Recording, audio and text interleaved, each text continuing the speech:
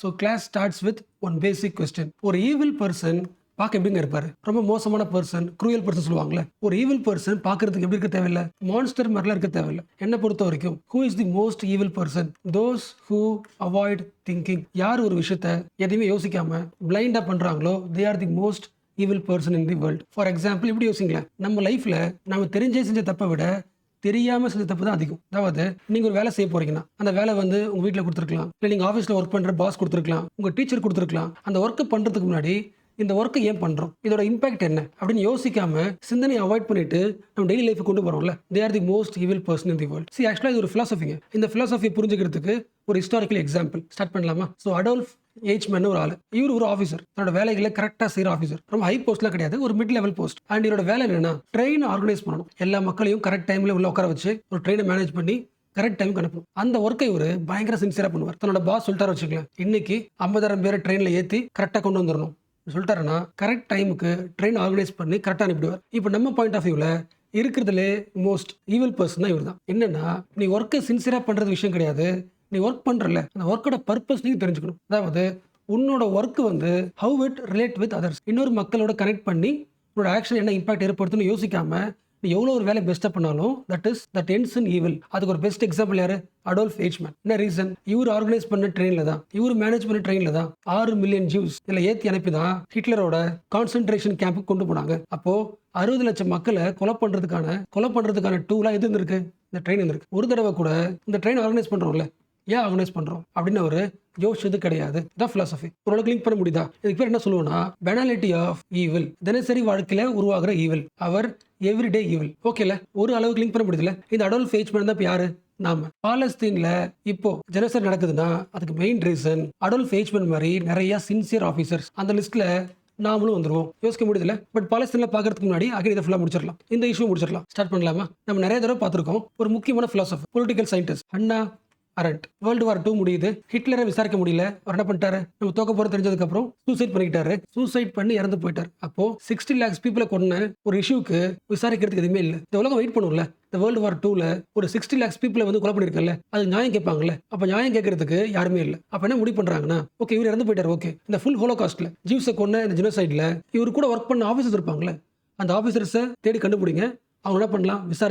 விசாரிச்சு தண்டனை கொடுக்கலாம். ஒரு பெரிய குற்றம் நடந்திருக்கு, எந்தவித விசாரணையும் இல்லாம பனிஷ்மெண்ட் பண்ணாம எப்படி கடந்து போக முடியும்? அந்த விசாரணைக்கு பேரு, அந்த ட்ரையலுக்கு பேரு நியூரம்பெர்க் ட்ரையல். அதாவது ஜெர்மனியில் இருக்கிற ஒரு முக்கியமான ஒரு பிளேஸ். இந்த பிளேஸ்ல தான் அதிகமான ரேலி, அதிகமான ஸ்பீச்சஸ் ஹிட்லர் கொடுத்திருக்காரு. ரொம்ப சிம்பிளா சொல்லணும்னா it is the spiritual centre for Nazi propaganda. So அந்த இடத்துல ட்ரையல் நடக்குது. எல்லா முக்கியமான ஆஃபீஸர்ஸையும் அரெஸ்ட் பண்ணி விசாரிக்கிறாங்க. அப்போ இத்தனை லட்சம் மக்களை கொலை பண்ணிருப்பாங்களே, இவ்வளவு மக்களை கொலை பண்றதுக்கான தைரியம் எங்க வந்திருக்கு? அந்த மக்களோட அந்த ஆஃபீஸர்ஸோட ஃபேஸ் எப்படி இருக்கும்? ஜஸ்ட் ஒரு ஆளை கொலை பண்றதுக்கு ஒரு குரூயாலிட்டி வேணும்னா இத்தனை பேரை தைரியமா கொலை பண்ணிருக்காங்கன்னா அந்த ஆஃபீஸர்ஸோட மைண்ட் எவ்வளவு குரூயாலிட்டியா இருந்திருக்கும்? அதை பார்க்கறதுக்கு அந்த விசாரணைக்கு, இந்த ட்ரையலுக்கு, ஒவ்வொரு ட்ரையலுக்கும் இந்த பிலாசபர் ஜேர்னலிஸ்டா போறாங்க. அப்படி விசாரிக்கும் போது அதுல ஒரே ஒரு ஆஃபீஸர் யாரு? மேல பார்த்தோம்ல, அடால்ஃப் ஏச்மேன். ஹன்னா அரண்ட்டுக்கு செம ஷாக். நம்மளை பொறுத்த வரைக்கும் இந்த உலகத்தோட மிகப்பெரிய கொடூரம்னா நாசி பண்ணது, ஜெனோசைட். அப்போ லேக்ஸ் ஆஃப் மக்களை கொண்ட அந்த க்ரூயல் பீப்புளோட ஃபேஸ் போய் பார்க்கும்போது எப்படி இருக்கு? அவங்க மைண்டுக்குள்ள ஜீவ்ஸை கொல்லணும் அப்படின்ற ஐடியா கிடையாது. என்ன சொல்ல போனா அவங்க ஃபேஸ் பார்க்கறது கூட அவ்வளவு கொடூரமா இல்ல, வெறும் போரிங்கா இருக்கு.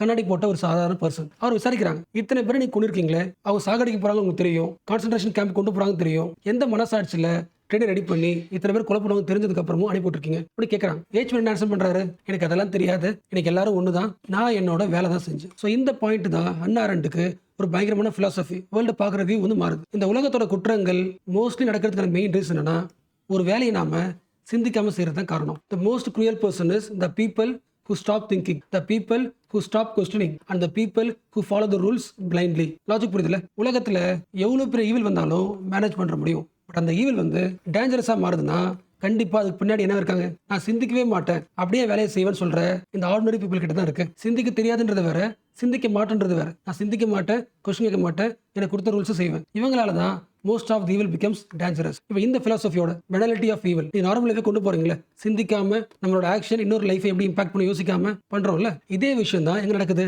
Same Palestine genocide. ஒரு லிங்க் புரியுதுல? அரண்ட் என்ன சொல்றாங்க? ஏன் திங்க் பண்ணணும்? நீ எப்பெல்லாம் திங்க் பண்றியோ the thinking corrects the humans. Logic புரியுதா? நீ திங்க் பண்றது உன்னோட ஐக்யூவை இம்ப்ரூவ் பண்றது கிடையாது, உன் நாலேஜ் இம்ப்ரூவ் பண்றது திங்க் பண்றது கிடையாது. What is thinking means?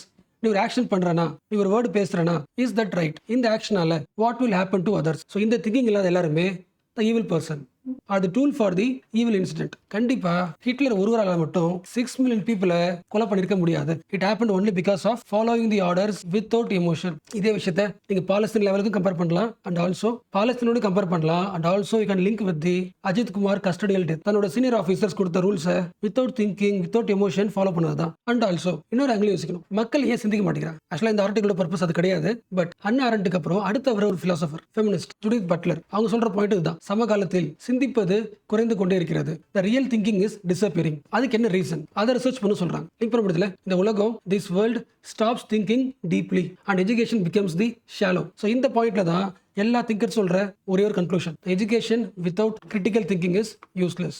So what is critical thinking? Critical thinking? Connecting our action with its impact. Connecting our words with the impact. Link பண்ண முடியல. Children in Gaza were being bombed. குண்டு வச்சு குழந்தைகளை சாவடிக்கிறாங்க, hospitals அடிக்கிறாங்க. Within a second உங்க street முழுக்க அடிஞ்சு போகுது. இது எல்லாமே டார்க்ல நடக்கல. இது எல்லாமே லைவ் ஸ்ட்ரீமிங்ல ஃபுல் லைட்ல சோஷியல் மீடியால பார்க்க முடியுது. ஸோ எப்படி மக்களால இந்த வீடியோஸ், இந்த வாய்ஸஸ், இந்த ஸ்கிரீம்ஸ், இந்த கத்துறது இருக்குல்ல ஸ்கிரீமிங், இதெல்லாம் கேட்டுட்டு எதையுமே சிந்திக்காம இருக்க முடியும்? So this is the core point of this article. So இந்த ஆத்தர் வந்து ரொம்ப சிம்பிளா சொல்லிட்டார். பாலஸ்தீன் நடக்கிற ஜெனோசைட பத்தி யுனைடெட் நேஷனோட ஸ்பெஷல் ரிப்போர்ட்டர் பேர் வந்து பிரான்சிஸ்கா ஆல்பனீஸ் ஒரு டீடைல்டு ரிப்போர்ட்டை ரீசெண்டா சப்மிட் பண்ணிருக்காரு. அந்த ரிப்போர்ட் என்ன சொல்லுது? நமக்கு தெரிஞ்ச பாயிண்ட் தான். பாலஸ்தீன்ல நடக்கிற ஜெனோசைடு வந்து தன்னோட ஹையஸ்ட் பீக் ஸ்டேஜ்ல இருக்கு. அதாவது செட்டிலர் காலனிசத்தோட ஹையஸ்ட் பீக். மறுபடி பார்த்துருக்கோம்ல, ஒரு இடத்துக்கு சொந்தமே இல்லாதவங்க அந்த இடத்த வாங்கணும் முடிவு பண்ணிட்டா அங்க இருக்கிற மக்களை எப்படி அப்புறப்படுத்துவாங்களோ அந்த அப்புறப்படுத்துறது ஹையஸ்ட் பீக் நடந்துட்டு இருக்கு. செட்டிலர் காலனிசம். நாங்கள் அங்கே செட்டில் ஆகணும், அதுக்கு என்ன பண்ணலாம்? முடிஞ்ச அளவுக்கு அங்கே இருக்கிற மக்களை அழிச்சிருவோம். அதோட பீக் நடந்துட்டு இருக்கு. அப்போ அதுக்கு எவ்வளவு வயலன்ஸ் தேவைப்படுமோ அவ்வளோ வயலன்ஸை பண்ணிட்டு இருக்காங்க. பட் ஆக்சுவலி அந்த ரிப்போர்ட் இன்டர்நெட்டா சொல்றது என்னன்னா, இவ்வளவு வயலன்ஸ்க்கு பின்னாடி சப்போர்ட்டிவா இருக்கிறது என்னன்னா நம்மளுடைய silence. The systemic erasure of the people. ஒரு குறிப்பிட்ட மக்களை கரெக்டா பிளான் பண்ணி ப்ராப்பரா அடிக்க முயற்சிக்கும் போது அது துணையா இருக்கிறது மக்களோட சைலன்ஸ் தான். ஸோ பிரான்சிஸ்கா ஆல்பனீஸ் என்ன சொல்றாங்கன்னா, இதுக்கப்புறம் டிபேட் வந்து இங்க நடக்கிறது ஜெனோசைடா இல்லையான்ற டிபேட் கிடையாது. எல்லாருக்குமே தெரியும் இந்த உலகம் இன்னமும் அமைதியா இருக்குமா, இன்னமும் அமைதியா இருக்குமா, இல்ல ஆக்ஷன்ல இறங்குமா? யூஎன் மெம்பர் ஸ்டேட்ஸ் என்ன பண்ணிட்டு இருக்கீங்க? ஈவன் பிரைவேட் சிட்டிசன்ஸ் உங்களுக்கு ஒரு மாரல் டியூட்டி இருக்கு. எப்படி கண்ட்ரிக்கு ஒரு லீகல் டியூட்டி இருக்கோ ஒவ்வொரு சிட்டிசன்ஸ்க்கும் ஒரு மாரல் டியூட்டி இருக்கு. அதை பண்ணாம எப்படி அமைதியா இருப்பீங்க? உங்களுடைய ஆர்டினரி சைலன்ஸ் பிகம் தி பெனாலிட்டி. அதாவது நீங்க நார்மலா கடந்து போன விஷயம் பிகம்ஸ் தி ப்ராப்ளம். லிங்க் பண்ண முடியுதா? இந்த சைலன்ஸ் வந்து 1945 கிடையாது, 2025 சைலன்ஸ். அதாவது ஒரு கம்ப்ளீட் நாலேஜ் ஈஸியா அசசபிள் கிடைக்கிற இந்த ட்ரெண்ட்ல இந்த காலகட்டத்தில் மக்கள் எப்படி இருக்காங்க? சைலண்டா இருக்காங்க. ஒரு டெத்தை பார்த்துட்டு ஸ்க்ரால் பண்ணிட்டு போயிட்டே இருக்காங்க. யோசிக்க முடியுதுல, அந்த காலகட்டத்தில் 1945 ஹிட்லர் ஜூஸ் மக்களை கொலை பண்ணிட்டு இருக்கும்போது அந்த டைம்ல மக்களுக்கு என்ன தெரியாது? அதுக்கு பேர் வந்து ஜெனோசைட்னே தெரியாது. மக்களை கொலை பண்றாங்க அப்படிதான் யோசிச்சாங்களே தவிர ஒரு குறிப்பிட்ட மக்களை பிளான் பண்ணி அடிக்கிறாங்கன்ற பாயிண்ட் தெரியாது. பட் இப்போ அந்த டேர்ம் தெரிஞ்சதுக்கு அப்புறமும் மக்களால எப்படி அமைதியா இருக்க முடியும்? இதான் கொஸ்டின். அண்ட் ஆல்சோ இன்னொரு விஷயத்தை கோட் பண்றாங்க இந்த காலகட்டத்தில். எது கோட் பண்றாங்க? ஒரு மாரல் டியூட்டி எப்படி இருக்கணும்? ஃபார் எக்ஸாம்பிள் இன்னொரு ஆளை கோட் பண்றாங்க. எப்படி அடோல்ஃப் எச்மேனை கோட் பண்றோமோ, எதையுமே யோசிக்காம சிந்திக்காம சின்சியரா இருந்த அடோல்ஃப் எச்மேனை கோட் பண்ண மாதிரி இன்னொரு ஆளை கோட் பண்றாங்க, ராஃபேல் லெம்கின். இவர் ஒரு லாயர். இவர் என்ன முடிவு பண்றாருன்னா, நாசிஸ் பண்றது என்னது? ஜஸ்ட் கில்லிங்கா? கிடையாது. ஒரு ஆளை கொலை பண்றதும் கிரைம், லட்சக்கணக்கான மக்களை கொலை பண்றதும் சேம் கிரைம்னா எப்படி ஒன்றா இருக்க முடியும்? ஒரு டிஃபரன்ஸ் இருக்குல்ல. அப்ப நிறைய மக்களை கொலை பண்ணிருக்காங்கன்னா அதுக்கான பனிஷ்மெண்ட் எப்படி இருக்கணும்? வேற மாதிரி இருக்கணும்ல. அப்ப அது வந்து ஒரு பெரிய கொலைன்னு டேர்ம் பண்ணும்ல. அந்த டேர்மை காயின் பண்றது இவர் தான். என்ன முடிவு பண்றாரு? நாசி பண்ணது it is not just killing of people, it is the genocide. அப்படி ஃபர்ஸ்ட் டைம் இது ஒரு டிஃப்ரெண்ட் டைப்ஸ் ஆஃப் கிரைம்னு இருக்கிறதுலே ஒரு பெரிய கிரைம், இது நார்மல் கில்லிங் கிடையாது அப்படின்னு ஒரு பெரிய கிரைமை காயின் பண்ணி தராரு. எப்போ? ட்ரையல். அப்போ ட்ரையல் லாபம் இருக்குல்ல. இந்த பாயிண்ட் மேபி சில பேருக்கு ரொம்ப சிம்பிளா தெரியல. இது அப்போ மட்டும் கிடையாது, இப்போ வரைக்கும் ரியல் லைஃப்ல இந்தியாவில் எல்லா இடத்துலையுமே மோஸ்ட் ஆஃப் த கிரைம் வந்து நார்மல் கிரைம் மாதிரி தெரியும். எல்லா கிரைம்லையுமே ஒரு பேட்டர்ன் இருக்கும். யாருக்கு நடக்குது? கடைசி 10 வருஷத்துல கஸ்டடியல் கில்லிங் எடுத்து பார்த்தீங்கன்னா மோஸ்ட்லி யார் இருக்காங்க? யோசிக்க முடியுதா? அதுதான் யார் பண்றா? லிம்கின் பண்றாரு. கண்டினியூ பண்ணலாம். அந்த ட்ரையல் டைம்ல அந்த ட்ரையலை விசாரிக்க வந்த ஜட்ஜ் யாருன்னா USA judge Robert H Jackson, US supreme கோர்ட்டோட சீனியர் ஜட்ஜ். அவர் தானே பண்றாங்க இந்த நாசி ட்ரையலை விசாரிக்க ஜட்ஜ் ஆகிறார். லிம்கின் இருக்காருல்ல, லிம்கின் வந்து ஜாக்சன் கிட்ட சொல்றாரு, நாசி பண்ணது வந்து நார்மல் கில்லிங் கிடையாது, இது ஒரு ஜெனோசைட், இது ஒரு தனி குற்றம், இது மிகப்பெரிய குற்றம், இது வரைக்கும் யாரும் பண்ணாத குற்றம். இந்த மாதிரி குற்றங்கள் யாருக்கும் வராம ஃபியூச்சர் தடுக்கணும். அதாவது ஒரு கவர்மெண்ட் ஒரு குறிப்பிட்ட மக்களை மட்டும் அவாய்ட் பண்ணும், ஒதுக்கும், அவங்க லாங்குவேஜை டிஸ்ட்ராக்ட் பண்ணும், அவங்க கல்ச்சரை டிஸ்ட்ராக்ட் பண்ணும். எதுக்குன்னா அந்த மக்களோட இன்ஃப்ளூயன்ஸை குறைக்கிறதுக்கு. ஸோ நாசிஸ் பண்ணது ஜெனோசைடு. ஜெனோசைடு எவ்வளோ பெரிய குற்றமோ அந்த குற்றத்துக்கான பனிஷ்மெண்ட் தரணும். இதோட பாயிண்ட் ஆஃப் வியூ. பட் இந்த ட்ரையல் ரிப்போர்ட்ல ஜெனோசைடு வார்த்தை ஆட் பண்ணவே இல்லை. என்ன ரீசன்? சேம் பாலிடிக்ஸ் தான். யூஎஸ்ஏ அந்த டேர்மை விரும்பல. என்ன ரீசன்? யூஎஸ்ஏ அவங்க கண்ட்ரியில் பண்றது ஜெனோசைடு தான். ஃபார் எக்ஸாம்பிள் அந்த காலகட்டத்தில் யூஎஸ்ஏல ஒரு லா இருந்துச்சு, ஜிம் க்ரோ லாஸ் கேள்விப்பட்டிருப்பீங்க. யூஎஸ்ஏல எல்லா அமெரிக்கன்ஸும் ஒண்ணு கிடையாது. பிளாக் அமெரிக்கன்ஸ் தனியா தான் இருக்கணும். அவங்களுக்கு தனி ஸ்கூலு, தனி பஸ், தனி பாத்ரூம். ஒருவேளை இவங்க ஓட்டு போட வந்தாங்கன்னா பயங்கரமா அட்டாக் பண்ணுவாங்க. இவங்க எங்க பார்த்தாலுமே போலீஸ் புரூட்டாலிட்டி லிங்க் பண்ண முடியுதா? தனி வீடு, தனி ஹவுஸ், தனி பாத்ரூம், ஓட்டு போடக்கூடாது, police brutality similar to India's untouchability. So தன்னோட நாட்டிலேயே ஒரு சர்டன் பீப்புளை செகண்ட் கிளாஸ் ஹியூமன்ஸாக ட்ரீட் பண்ணுறது. அப்படி பார்த்தா நாசிஸ் எப்படி வந்து ஜூஸை செகண்ட் கிளாஸ் ஹியூமன்ஸாக பார்த்தாங்களோ சேம் தான் யூஎஸ் நடந்திருக்கு. அப்போது அந்த ட்ரையலில் ஜினோசைட்னு கோட் பண்ணால் ஃபியூச்சரில் அமெரிக்காவுக்கு பிரச்சனை வரலாம். அதே மாதிரி ரஷ்யா என்ன பண்ணுது, மைனாரிட்டி பீப்புளை மட்டும் அப்ரஸ் பண்ணுச்சு அந்த டைமில். அப்போ அந்த டைமில் யாருமே ஜெனோசைட் வார்த்தையை பயன்படுத்தல. உனக்கு யோசிக்க முடியுதா? லெம்கினோட இம்பார்ட்டன்ஸ் புரியுதா? லெம்கினோட இம்பார்ட்டன்ஸ் புரியுதா? ஒரே ஒருத்தரோட கிரிட்டிக்கல் திங்கிங்கோட இம்பாக்ட் புரியுதா? So Lemkin is the best example of critical thinker. Even அந்த ட்ரையலில் அவர் சொன்னதை கேட்கலனா கூட, ஜெனோசைடு வார்த்தையை ஆட் பண்ணலாம் கூட ஸ்டாப் பண்ணல. இந்த கொலையை பார்க்குறாரு, ரொம்ப பெரிய தப்பாக இருக்குது, அதை பற்றி யோசிக்கிறாரு, ஒரு வேர்டை காயின் பண்ணுறாரு, அந்த வேர்டை அக்செப்ட் பண்ணல. பட் அதுக்கப்புறம் என்ன பண்ணுறாரு, யூஎன்ல போயிட்டு டிபேட் பண்ணி இந்த விஷயத்தை உருவாக்கிறார். Genocide is evil, illegal, punishable and it must be preventable அப்படின்றத மாத்துறாரு. யுனைடெட் நேஷனும் அதை அடாப்ட் பண்ணிக்கிறாங்க. Convention on the prevention and the punishment of genocide. சிம்பிளா சொல்லணும்னா ஜெனோசைட் கன்வென்ஷன் 1948. அப்போ ஒரே ஒரு ஆளு திங்க் பண்ணி ஒரு கன்வென்ஷன் உருவாக்குறதுக்கு அப்புறம் கூட இந்த காலகட்டத்தில் ஜெனோசைட் நடக்கும்போது நம்ம என்ன பண்றோம், ஜெனோசைடு தெரிஞ்சும் அமைதியா இருக்கும். லிங்க் பண்ண முடியுதா? லெம்கினோட மெயின் ஐடியா என்ன, ஒரு ஹிட்லரை ஜெனோசைட்ன்ற பேரில் பனிஷ் பண்ண முடியல. பட் யூஎன்ல ஒரு கன்வென்ஷன் உருவாக்குறதுக்கு அப்புறம் ஃபியூச்சர்ல ஹிட்லர் வர மாட்டாங்க. அதனால அவரோட மெயின் ஐடியாவே. பட் என்ன ஆகுது, பாலஸ்தீன்ல ஜெனோசைட் நடந்துட்டு இருந்தோம், அதை ப்ரிவென்ட் பண்ண முடியல. அதுக்கு ரீசன் என்ன, because of our banality of evil. ஆக்சுவலா பார்த்தோன்னா ஒரு ஜெனோசைடை ப்ரூவ் பண்றது ரொம்ப கஷ்டம். ஏன்னா ஒரு கவர்மெண்ட் வந்து ஒரு குறிப்பிட்ட மக்களை அழிக்க முடிவு பண்ணிட்டாங்கன்னா சொல்ல மாட்டாங்க, சைலண்டா பண்ணுவாங்க. பட் அப்படி இருந்து கூட யூஎன் நிறைய இடத்த கண்டுபிடிச்சிருக்கு. 1994 Rwanda genocide, 1995 Bosnia genocide. International tribunal வச்சு இந்த ஜெனோசைடை கேள்வி கேட்டிருக்காங்க. ஆனால் உங்களுக்கு தெரிஞ்சது தான், ஜெனோசைடு யாரும் விசாரிப்பா, இன்டர்நேஷனல் கிரிமினல் கோர்ட் ஜெனோசைடை இன்வெஸ்டிகேட் பண்ணுவாங்க. எந்த இண்டிவிஜுவல் ரெஸ்பான்சிபிள், எந்த ஸ்டேட் அக்கௌண்டபிள் எல்லாத்தையும் முடிவு பண்ணுவாங்க. பட் இது எப்போ ஒர்க் ஆகும்னா அந்த கவர்மெண்ட் கோஆபரேட் பண்ணணும். But most of the powerful nation cooperate பண்ண மாட்டாங்க. ஸோ ஓரளவுக்கு ஐடியா புரிஞ்சுல. பட் இந்தியன்ஸ் கூட இந்த டேர்ம் இன்னும் கொஞ்சம் இம்ப்ரூவ் பண்ணலாம். What is genocide? ஒரு குறிப்பிட்ட மக்களை அழிக்கிறதா? இந்த குறிப்பிட்ட மக்கள் சொல்லும்போது இன்னும் யாரெல்லாம் ஆட் பண்ணலாம், பொலிட்டிக்கல் குரூப் ஆட் பண்ணலாம். யோசிக்க முடியுதா? கம்யூனிஸ்ட்ன்றது ஒரு பொலிட்டிக்கல் குரூப். சில கண்ட்ரிஸ் வந்து அந்த குரூப் மக்களை மட்டுமே அழிக்க பிளான் பண்ணும். இப்போ அந்த மாதிரி கொலை நடந்துச்சுன்னா அதையும் ஜெனோசைட் ஆட் பண்ணலாம். இல்லைனா கேஸ்ட் பேஸ்ட் கில்லிங், ஒரு குறிப்பிட்ட மக்களை மட்டும் அப்ரஸ் பண்றாங்களே, ஜெனோசைட் டெஃபினேஷன் ஆட் பண்ண முடியும். இல்லைனா செக்ஷுவல் மைனாரிட்டிஸ், எல்ஜிபிடி இருக்காங்கல்ல, இந்த குரூப்பை மட்டும் டிஸ்டர்ப் பண்றோம்னா, அவங்களை கொலை பண்றோம்னா ஜெனோசைட் டெஃபினேஷன்ல இதெல்லாம் ஆட் ஆகல. இன்னும் சொல்ல போனா நேட்டிவ் பாப்புலேஷன்ஸ், அதாவது ஒரு ஊர்ல இருக்கிற இண்டிஜினஸ் பீப்புள் இருப்பாங்களே, தனி இனம் கிடையாது, தனி ரேஸ் கிடையாது, ஒரு ஊர்ல இருக்கிற indigenous people, they are mostly the victims of colonization or state power. இந்த கீவேர்டையும் ஜெனோசைட்ல ஆட் பண்ணல. லிங்க் பண்ண முடியுதா? இப்போ ஜெனோசைட் நம்ம யோசிச்சா என்ன வரும், ஒரு குறிப்பிட்ட மக்கள் தான் வரும், ஒரு இனம் தான் வருமே தவிர இந்த ஆங்கிள் நம்ம மூளை யோசிக்காது. இதை இன்னும் கொஞ்சம் வைடர் ஆக்கணும். இன்னொரு பாயிண்ட், ஜெனோசைடு பார்க்கும்போது யோசிக்கும் போது உங்களுக்கு என்ன தரக்கூடாது, ஒரு குறிப்பிட்ட மக்களை குண்டு வச்சு வெடிக்கிறது, சுடுறது, அது மட்டுமே ஜெனோசைட் கிடையாது. இந்த பாயிண்ட் தெளிவா இருக்கணும். சில குறிப்பிட்ட மக்களோட பர்த் ரைட்ஸ் இருக்குல்ல, பர்த்தை குறைக்கிறாங்க, அவங்களோட லைஃப் கண்டிஷனை ரொம்ப வல்னரபிளா வச்சுக்கிறது, அவங்க வாட்டர் பிளேஸை டிஸ்ட்ராய் பண்றது, சில பேருக்கு மட்டும் ஓட்டு போற உரிமை தராம இருக்கிறது, இது எல்லாமே தான் இன்டைரக்ட் ஃபார்ம் ஆஃப் ஜெனோசைட். இந்த ஆங்கிளையும் பார்க்கணும். யோசிக்க முடியல.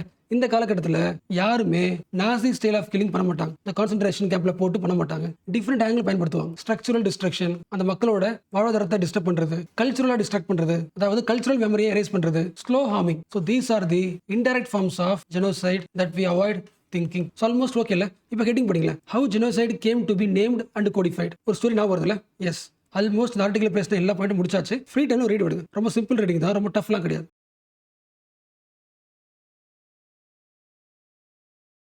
ஸோ கிளாஸ்க்குள்ள போறதுக்கு முன்னாடி ஃபர்ஸ்ட் நம்ம வந்து ஒரு கேஸ் டிஸ்கஸ் பண்ணலாம். அந்த கேஸ்ல நீங்க எப்படி யோசிக்கிறீங்க, உங்களோட ஒப்பீனியன் என்னன்னு ஃபர்ஸ்ட் சொல்லுங்க. சொன்னதுக்கப்புறம் கிளாஸ் போகலாம். ஓகே. அண்ட் ஆல்சோ உங்களோட பாயிண்ட் ஆஃப் வியூ நீங்க சொல்றதுக்கு முன்னாடி ஒரு பேசிக் தெரிஞ்சுக்கணும்.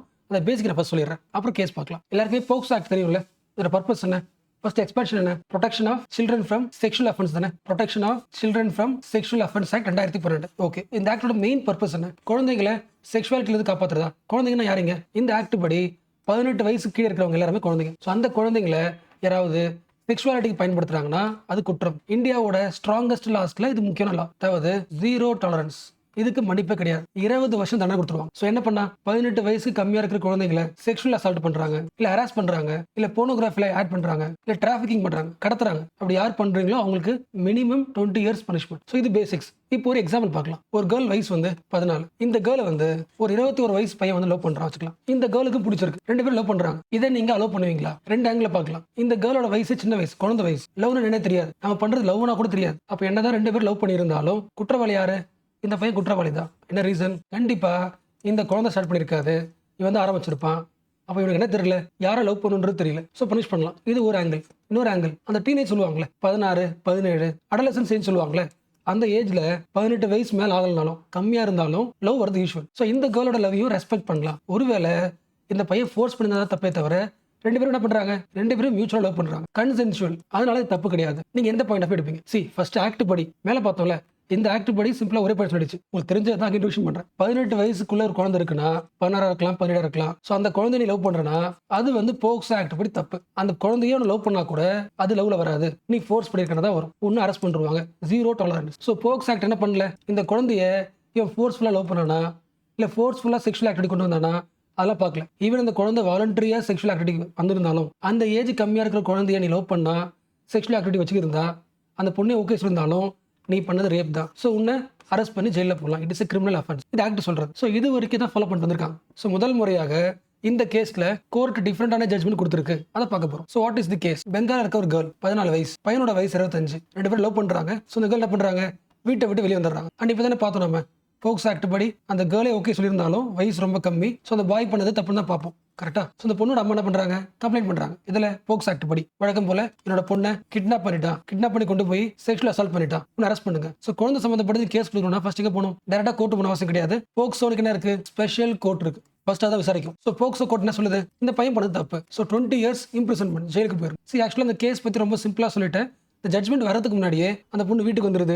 வீட்டில் அந்த பொண்ணை திட்டுறாங்க. அந்த பொண்ணுக்கு வீட்டில் இருக்க பிடிக்கல. அந்த பொண்ணுக்கு 17 வயசு இருக்கும்போது மேரேஜ் பண்ணி குழந்தை வந்துருச்சு. ஸோ குழந்தையும் பிறந்துருச்சு. ஸோ இப்போ இந்த பொண்ணுக்கு குழந்தை இருக்கு. இந்த டைம்ல இந்த பையனை அரெஸ்ட் பண்றாங்க. இப்போ இந்த பொண்ணு இருக்குல்ல, இந்த பொண்ணு அங்கே என்ன பண்ணுது, அப்பீலுக்கு போகுது, ஹை கோர்ட்டுக்கு போகுது. என்ன சொல்லுது, நான் பிடிச்சதான் மேரேஜ் பண்ணேன், எனக்கு இவர் இல்லாம தான் கஷ்டமா இருக்கு, எனக்கு குழந்தை இருக்கு, வீட்டில் அவங்க அம்மா இருக்காங்க, அவங்க அம்மாவுக்கு கேன்சர், அவங்கள பார்த்துக்கணும், தனியாக எப்படி மேனேஜ் பண்ண முடியும். ஆக்சுவலா அந்த பையன் கூட இருந்ததை விட வீட்டுக்கு வந்ததுக்கப்புறம் அம்மா பண்ண டார்ச்சர், எல்லாரும் பேசுனது, திட்டுறது, அசிங்கப்படுத்தினது, அதுதான் எனக்கு ரொம்ப. இப்போ ஃபேமிலி கூட இருக்கும்போது தான் எனக்கு ஹராஸ்மெண்ட் அதிகமாக நடக்குது. நிறைய திட்டுறாங்க, தனியாக வாழ முடியல, எனக்கு பிடிச்சதான் மேரேஜ் பண்ணேன், அவர் என்ன பண்ணல, நான் ரேப் பண்ணல, செக்ஷுவல் அசால்ட் பண்ணல, கிட்னாப் பண்ணல, ஸோ அவர் ஃப்ரீயா விடுங்க.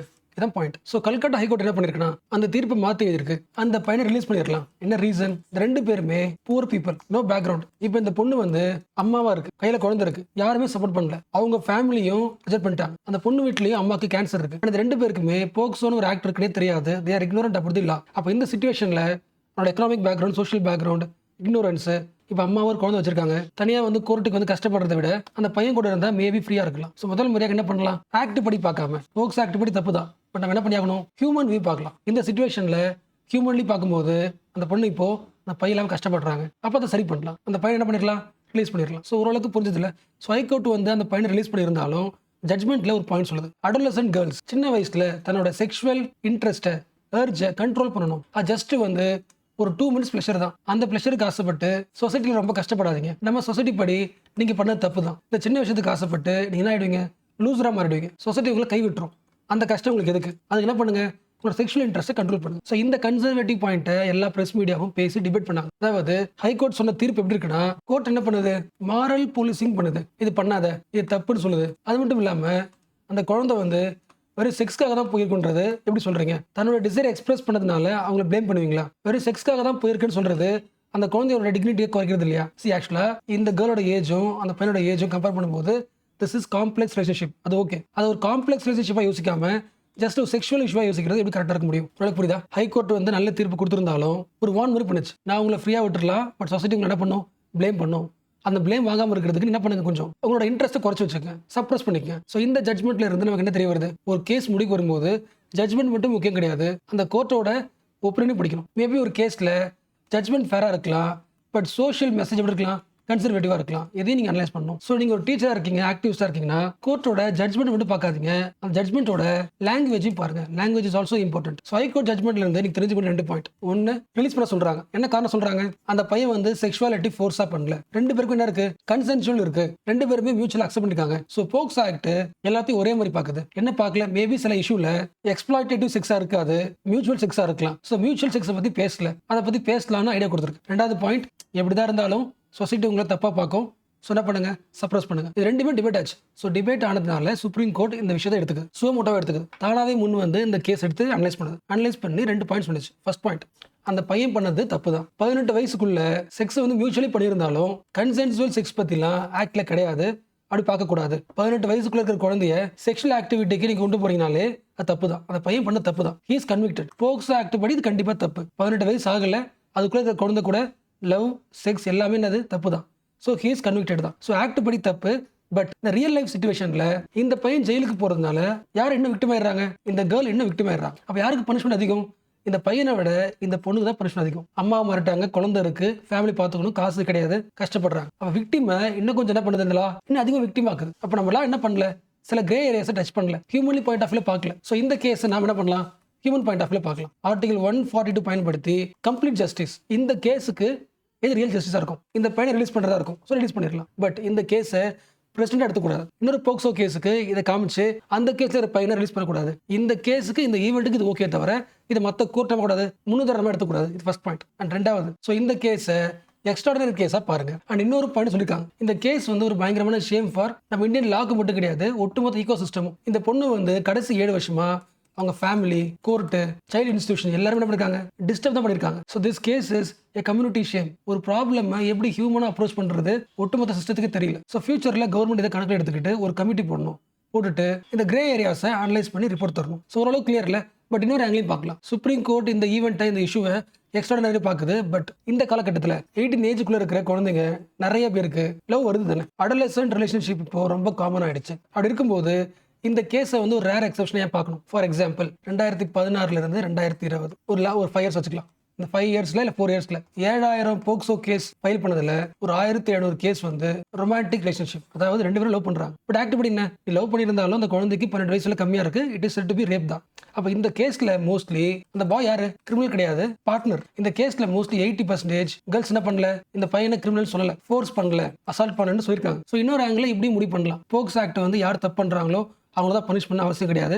மேபி வேணும்னே பண்ணாம ஒரு கேஷுவலா நடந்த லவ் கூட குற்றவாளி சொல்லி ஜெயில போட்டுருக்க முடியும். ஸோ இது வரைக்கும் பார்த்தது கோர்ட்டோட interpretation. High court, supreme court என்ன சொன்னிச்சோ அதை பார்த்தோம். இப்போ இந்த ஆர்டிகல் பார்த்தோம்ல, இந்த ஆர்டிகல்ல ஆத்தர் சொல்ல பாயிண்ட் ஆஃப் என்ன, இந்த ஆத்தரோட பாயிண்ட் ஆஃப் வியூ பார்க்கலாம். நிறைய பாயிண்ட்ஸ் இல்ல, ஜஸ்ட் லைக் கன்க்ளூஷன் மட்டும் தான் ஸ்டார்ட் பண்ணலாம். ஃபர்ஸ்ட் பார்த்தோம்ல, ரீசென்ட் டைம்ல அடலசன்ட் லவ் அதிகமா இருக்கு, 2 பேரும் மியூச்சுவலா லவ் பண்றாங்க. அப்ப நீங்க என்ன பண்ண முடியாதுன்னா, போக்சோ ஆக்ட் சொல்ற மாதிரி மெக்கானிக்கலா 18 வயசுக்குள்ள இருக்கிறாங்க லவ் பண்றாங்க, தட் இஸ் போக்சோ ஆக்ட் படி எல்லா லவ்வையும், அதாவது ஒருத்தங்க ஏஜ் வந்து 18 கீழே இருக்கு, அவங்க மியூச்சுவலா தான் லவ் பண்ணிருக்காங்க, அந்த லவ் மீன் என்ன பார்க்கக்கூடாது, எக்ஸ்ப்ளாய்டேட்டிவா பார்க்கக்கூடாது. என்ன பண்ணலாம், ரெண்டா பிரிச்சுக்கலாம். அட்லீஸ்ட் இந்த 18 வயசு இருக்குல்ல, 16 வச்சுக்கலாம். இந்த 16 வயசுக்குள்ள ஒரு குழந்தை இருக்கு, அது ஈவன் மியூச்சுவலா லவ் பண்ணா கூட என்ன சொல்லலாம், கண்டிப்பா லவ் தப்பு, உன்னை யாரும் என்ன பண்ணிருக்காங்க, எக்ஸ்ப்ளாய்ட் பண்ணிருக்காங்க, தப்பா கை பண்ணிருக்காங்க சொல்லலாம். பட் இந்த காலகட்டத்தில் 16 வயசுக்கு மேல அந்த எண்ட் ஆஃப் தி டீனேஜ்ல மியூச்சுவல் லவ் வருது. அப்ப அந்த லவ் தப்பா இருந்தாலும் கூட எக்ஸ்ப்ளாய்டேட்டிவ்னு பார்க்க தேவையில்ல, நான் எக்ஸ்ப்ளாய்டேட்டிவ்னு பார்த்து அதுக்கேற்ற ஜட்மெண்ட் தரலாம். அதாவது 16 to 18ல ஒரு கேர்ளும் பாய் மியூச்சுவல் லவ் பண்றாங்கன்னா அந்த பாய் பண்ணது எக்ஸ்ப்ளாய்டேட்டிவ், அந்த ஆங்கிள் பார்க்க வேணாம், ஜெயில போட வேணாம்.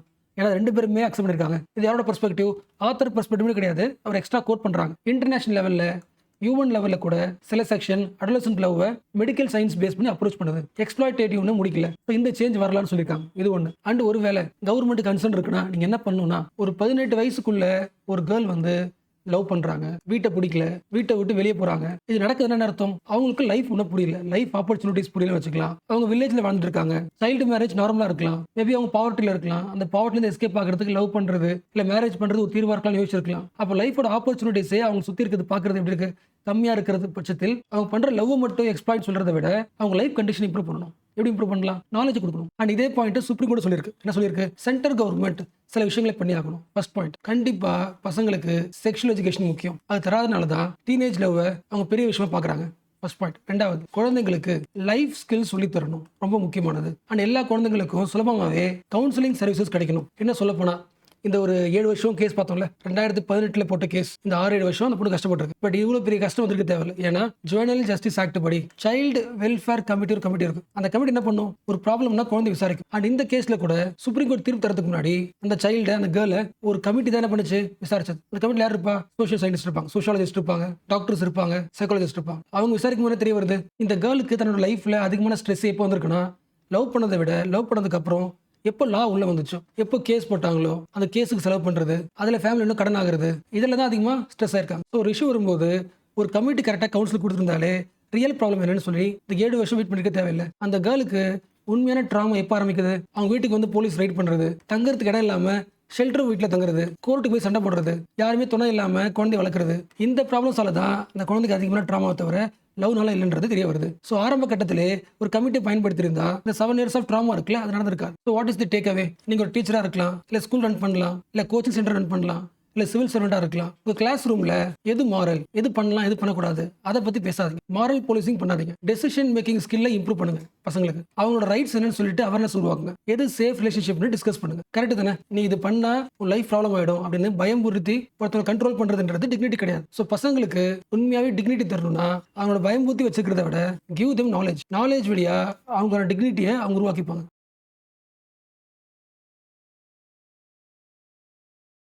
ஆக்சுவலாக இந்த டாபிக் பற்றி நம்ம நிறைய தடவை பார்த்துருக்கோம். பட் அகைன் சென்டர் பேஜில் வந்ததுனால இது ஒரு ஆப்பர்ச்சுனிட்டியாக வச்சுக்கிட்டு ரிவிஷன் பண்ணலாம். நம்ம இந்தியன் கவர்மெண்ட் மக்களோட ரைட்ஸை சேஃப்கார்ட் பண்ணுறதுக்கு நிறைய ஆக்ட் போட்டிருக்கு. அதில் மோஸ்ட் இம்பார்ட்டன்ட் ஆக்ட் சொல்கிறத விட கொஞ்சம் ரெவல்யூஷனரியான ஆக்ட் ஃபாரஸ்ட் ரைட்ஸ் ஆக்ட் 2006 தானே ஞாபகம் இருக்குல்ல. ஃபாரஸ்ட் ரைட் ஆக்ட் வந்து ஏன் ரெவல்யூஷனரி?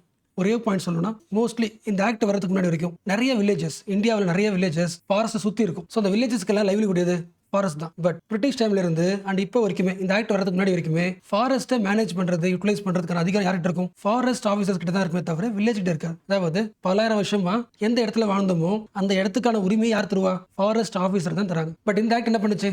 முதல் முறையாக ஒரு வில்லேஜ் இருக்குன்னா அந்த வில்லேஜுக்கு ஒரு சபா இருக்கும்ல, கிராம சபா. ஸோ அந்த கிராம சபா அவங்களோட காடுகளை அவங்களே மேனேஜ் பண்ணிக்கலாம். இது அவங்களோட ரைட்ஸ். இது யோசிக்க முடியல. ஃபாரஸ்ட்டை மேனேஜ் பண்றதுன்னு அர்த்தம். அதாவது அந்த ஆக்ட்லேயே ஒரு வார்த்தை கொடுத்துருக்காங்க, CFRR. அப்படி படிச்சது தான் கம்யூனிட்டி ஃபாரஸ்ட் ரிசோர்ஸ் ரைட்ஸ். ஒரு ஃபாரஸ்ட் இருக்குன்னா ரிசோர்ஸ் இருக்கும்ல, செடி கொடிகள்லாம் இருக்கும், நட்ஸ் இருக்கும், ஃப்ரூட்ஸ் இருக்கும். அந்த ஃபாரஸ்ட்குள்ள இருக்கிற ரிசோர்ஸோட ரைட்ஸ் யாருக்கு இருக்கு? கிராம சபாக்கு இருக்கு.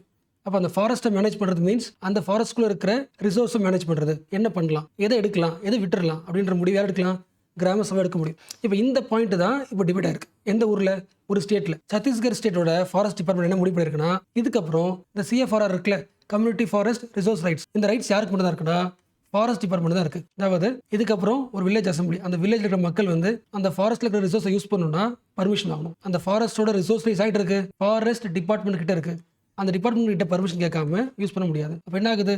2006 ஆக்ட் வயலேட் செய்யப்படுகிறதா? அதனால இஷ்யூ. அப்போ இந்த இஷ்யூவை ரியல் லைஃப்ல 2 ஆங்கிள் பார்க்கலாம். நீங்க ஒரு லோக்கல் ட்ரைபல்ஸை மீட் பண்றீங்க, அந்த ட்ரைபல்ஸ்னால அவங்க வாடுற காட்டுக்குள்ள இருக்கிற ஃபாரஸ்ட் ப்ரொடியூஸை யூஸ் பண்ண முடியல, இல்ல விற்க முடியலன்னா என்ன அர்த்தம்? ஃபாரஸ்ட் ரைட்ஸ் ஆக்ட் 2006 இம்ப்ளிமெண்ட் செய்யப்படவில்லை. அதாவது அவங்க ரைட்ஸ் கொடுத்ததுக்கு அப்புறமும் அங்க இருக்கிற ஃபாரஸ்ட் டிபார்ட்மெண்ட் என்ன பண்றாங்க? இப்படி கிடையாது, கம்யூனிட்டி ஃபாரஸ்ட் ரிசோர்ஸ் ரைட்ஸ் வந்து எங்களுக்கு தான் இருக்கு. யாருக்கு? Forest department. அப்போ அந்த ஃபாரஸ்ட் ப்ரொடியூஸ் யூஸ் பண்ணணும்னா எங்கிட்ட பர்மிஷன் வாங்கணும்னு என்ன பண்றாங்க? பியூரோக்ராட்டிக் ப்ரெஷர் மெயின்டைன் ஆயிட்டு இருக்கு. இப்போ அடுத்த பாயிண்ட், ஃபாரஸ்ட் ரைட்ஸ் ஆக்ட் 2006 வந்ததுக்கு அப்புறம் கூட அந்த ஸ்டேட்ல இருக்கிற இல்ல சென்ட்ரல் லெவல்ல இருக்கிற ஃபாரஸ்ட் டிபார்ட்மெண்ட்டோ இல்லை ட்ரைபல் மினிஸ்ட்ரியோ கம்யூனிட்டி ஃபாரஸ்ட் ரிசோர்ஸ் ரைட்ஸை ஏன் கிராம சபாக்கு தர மாட்டேங்குது? அந்த மக்களே யூஸ் பண்ணிக்கலாம்ல. இதனால இவங்களுக்கு என்ன லாஸ்? இந்த பாயிண்ட் ஆஃப் வியூ தெரிஞ்சுக்கணும்னா as usual historical point of view தான் போகணும். ஃபாரஸ்ட் டிபார்ட்மெண்ட் ஒரு ஐடியா கொண்டு வந்துச்சு, ஒரு டேர்ம் சயின்டிஃபிக் ஃபாரஸ்ட்ரி. என்ன அர்த்தம்? ஒரு ஃபாரஸ்ட் இருக்குன்னா அந்த ஃபாரஸ்ட்டை எக்கனாமிக் வேல்யூ பார்க்குறது.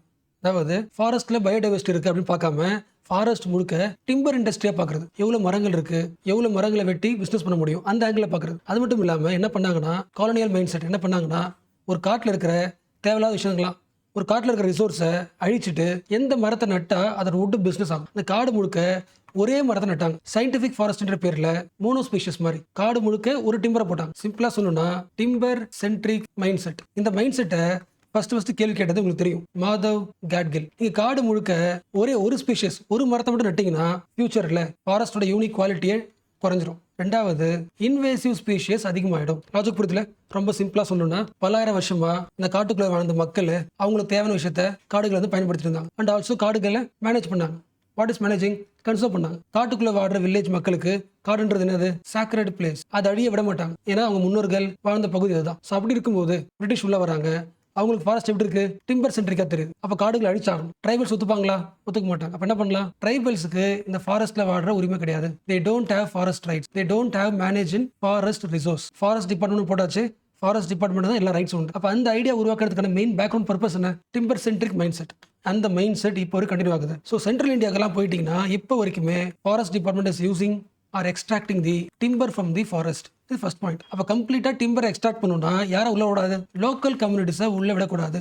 அப்போ என்ன பண்ணி ஆகணும்? ஃபாரஸ்ட் ரைட்ஸ் ஆக்ட்ல இருக்கிற இந்த கம்யூனிட்டி ஃபாரஸ்ட் ரிசோர்ஸ் ரைட்ஸ், இந்த ரைட்ஸ் யாருக்கு இருக்கு? கிராம சபாக்கு இருக்கு. இந்த ரைட்ஸை அவாய்ட் பண்ணிடணும். அவங்களுக்கு இல்லைன்னு சொல்லிட்டு அவங்கள உள்ள விடக்கூடாது. பட் வெளியே என்ன சொல்றாங்க? Forest conservation. ஒரு ஃபாரஸ்ட்டை கன்சர்வ் பண்றதுக்கு நேஷனல் லெவல்ல ரூல்ஸ் பண்ணணும். வைல்ட் லைஃபை ரீஸ்டோர் பண்ணணும். அதுக்கு யாரால முடியும்? ஃபாரஸ்ட் டிபார்ட்மெண்டால தான் முடியும். ஸோ ஓரளவுக்கு புரியுதுல? ஆக்சுவலா பார்த்தனா ஜஸ்ட் ஒரு ஃபாரஸ்ட் இஷ்யூ மாதிரி தெரியும். பட் கோர் பிலாசபிக்கல் ஐடியா என்ன? யாரோட knowledge powerful? Power versus powerless, centre versus local people. Local people நாலேஜை விட கவர்மெண்ட் அஃபிஷியல்ஸ் நாலேஜ் தான் பவர்னு சொல்ற ஐடியா அது. அண்ட் இன்னொரு முக்கியமான பாயிண்ட்டுங்க, இது ஏதோ ஒரு ஸ்டேட்ல ஒரு வில்லேஜ் கிடையாது. ஒரு ரேண்டமா சொல்லணும்னா இந்த கம்யூனிட்டி ஃபாரஸ்ட் ரிசோர்ஸ் ரைட்ஸ் இருக்குல்ல, இந்தியா முழுக்க ஒரு 10,000 வில்லேஜஸ்க்கு கொடுத்துருக்காங்க, கிராம சபா கொடுத்துருக்காங்க. பட் ரியாலிட்டியில 1000 வில்லேஜஸ்க்கு மட்டும் தான் இந்த ரைட்ஸ் போய் சேர்ந்துருக்கும். என்ன reason? Forest department still act as the charge of community forest resource. ஆக்சுவலாக பார்த்தனா இந்த கோர் இஷ்யூ ஃபாரஸ்ட் டிபார்ட்மெண்ட் இருக்க மாதிரி தெரியும், அது கரெக்ட் தான். பிளஸ் ஆல்சோ ட்ரைபல் மினிஸ்ட்ரிலையும் இந்த ப்ராப்ளம் இருக்கு. என்ன ப்ராப்ளம்? 2015 ஒரு பாயிண்ட் சொன்னிச்சு. அதாவது அந்த லோக்கல் வில்லேஜ் அவங்களுக்கு ஏற்ற மாதிரி அந்த ஃபாரஸ்ட்டை மேனேஜ் பண்ணுறதுக்கு ஒரு பிளான் போட்டுக்கலாம். இது ஃபர்ஸ்ட் சொன்ன பாயிண்ட். பட் இப்போ 2024 ட்ரைபல் மினிஸ்ட்ரி ஒரு லெட்டர் அனுப்பியிருக்காங்க. அந்த லெட்டர் படி ஒவ்வொரு வில்லேஜும் ஒவ்வொரு மாதிரி பார்த்துச்சுன்னா அது ஒர்க் அவுட் ஆகாது.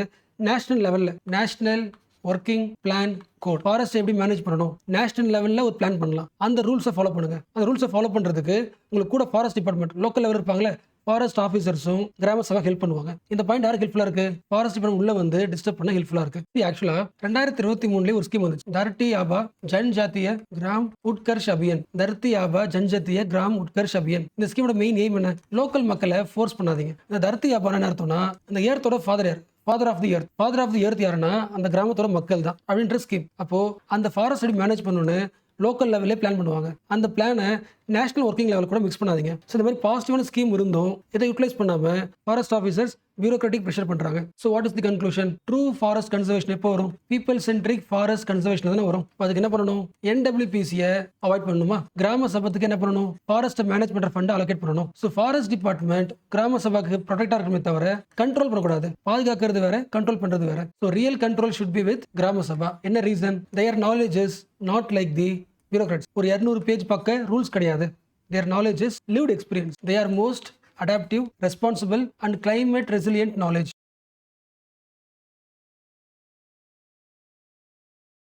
பீகாரில் எலெக்ஷன் நடக்க போதுன்னு தெரியும்ல. அண்ட் இந்த எலெக்ஷன் சம்பந்தப்பட்ட ஒரு இஷ்யூ நடக்குதுல்ல, அந்த இஷ்யூ உங்களுக்கு தெரிய வந்திருக்கும். பட் அகைன் ரிவிஷன் பண்ணலாம். உங்களுக்கு தெரியும்ல, எலெக்ஷன் நடக்கிறதுக்கு முன்னாடி எலெக்ஷன் கமிஷன் என்ன பண்ணும்? யாரெல்லாம் ஓட்டு பண்ணணும், எலக்ட்ரல் ரோல் ரெடி பண்ணும்ல, அதாவது ஓட்டர் லிஸ்ட் ரெடி பண்ணும்ல. பட் பீகாரில் எப்பொழுதும் இல்லாத மாதிரி ஸ்பெஷல் இன்டென்சிவ் ரிவிஷன், யாரெல்லாம் ஓட்டு போடலாம் போடக்கூடாதுன்னு சொல்லி ஒரு ஃபாஸ்டா ரிவைஸ் பண்றாங்க இதை ஓட்டர் லிஸ்ட். ஸோ இந்த ஸ்பெஷல் இன்டென்சிவ் ரிவிஷன் இருக்குல்ல, இதுதான் இஷ்யூவே. என்ன ரீசன்? இந்த ஓட்டர் லிஸ்ட்டை ரிவிஷன் பண்றாங்களே, இந்த ரிவிஷன் ப்ராசஸ் வந்து டிரான்ஸ்பரன்சியாக இல்லை. எக்ஸாமுக்கு முன்னாடி அந்த ஹால் டிக்கெட் வாங்குவோம்ல, ஒரு ரஷ்ஷாக வாங்குவோம்ல, ப்ராசஸ் ரொம்ப ரஷ்டாக இருக்குது, ஃபாஸ்ட்டாக இருக்குது, ப்ராசஸ் வந்து கிளியராக இருக்கலன்றத கம்ப்ளைண்ட். ஸோ மெயின் ஐடியா புரிஞ்சுல, this special intensive revision was not clearly planned. And maybe சில பேருக்கு இப்படி யோசிக்கலாம், எதை வச்சு ப்ராப்பர் பிளான் இல்லை சொல்கிறீங்க?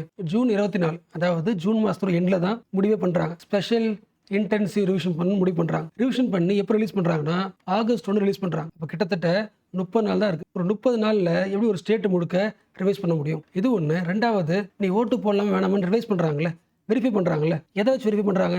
எலெக்ஷன் கமிஷன் சொன்ன லிஸ்ட் ஆஃப் ஒரு 11 டாக்குமெண்ட்ஸ். இந்த 11 டாக்குமெண்ட்ஸில் எது வரலன்னா, ஆதார் கார்டும் வரல, ரேஷன் கார்டும் வரல, டிரைவிங் லைசன்ஸும் வரல. என்ன சொல்ல போனால், இந்த பர்சன் வந்து போன தடவை ஓட்டு போட்டிருப்பாங்கல்ல, அதுக்கு ஐடி கொடுத்துருப்பாங்களே, ஓட்டர் ஐடி, எபிக் நம்பர், அந்த நம்பர் இருந்தும் அந்த டாக்குமெண்ட் லிஸ்ட்ல வரல. இப்போ யோசிக்க முடியுதா? ஒரு காமன் பீப்புள் கிட்ட எந்த ஐடி இருக்குமோ அந்த ஐடியை வெரிஃபிகேஷன் யூஸ் பண்ண மாட்டேங்கிறாங்க. ஸோ ஓரளவுக்கு கோர் பாயிண்ட் புரியுதுல. எலெக்ஷனுக்கு முன்னாடி ரிவிஷன் பண்ணுவாங்களே, வழக்கமான ரிவிஷன் வேற, இது ஸ்பெஷல் ரிவிஷன். அதாவது எக்ஸாம்பிள் ஒன்று சொல்கிறேன். நீங்கள் பீகாரில் ரொம்ப வருஷமாக ஓட்டு போட்டுட்டு இருக்கீங்கன்னா உங்களோட வெரிஃபிகேஷன் தேவை கிடையாது. நாங்கள் யாரை வெரிஃபை பண்ணுறோன்னா 2003க்கு அப்புறம் தான் பீகாரில் நீங்கள் ஓட்டர் ஐடி வாங்கியிருக்கீங்கன்னா அவங்கள மட்டும் வெரிஃபை பண்ணுறோம். அப்போ மக்களை வந்து பிரிக்கிறாங்களே, 2003க்கு முன்னாடி கிடையாது, 2003க்கு அப்புறம்னு. என்ன ரீசனுக்காக பிரிக்கிறாங்க? அந்த ரீசன் ஒப்பேக்கா இருக்கு. அண்ட் மேபி சில பேருக்கு டவுட் இப்படி வரலாம், ஒரு ஸ்பெஷல் ரிவிஷன் பண்ணுறதுக்கு எலெக்ஷன் கமிஷனுக்கு பவர் இருக்கா? கண்டிப்பாக உங்களுக்கு தெரிஞ்சது தான், நம்ம பேசிக்ஸில் படிச்சிருப்போம். எலெக்ஷன் கமிஷன் ஆஃப் இந்தியாவுக்கு எலெக்ஷன் நடத்துறதுக்கு பவர் இருக்கு.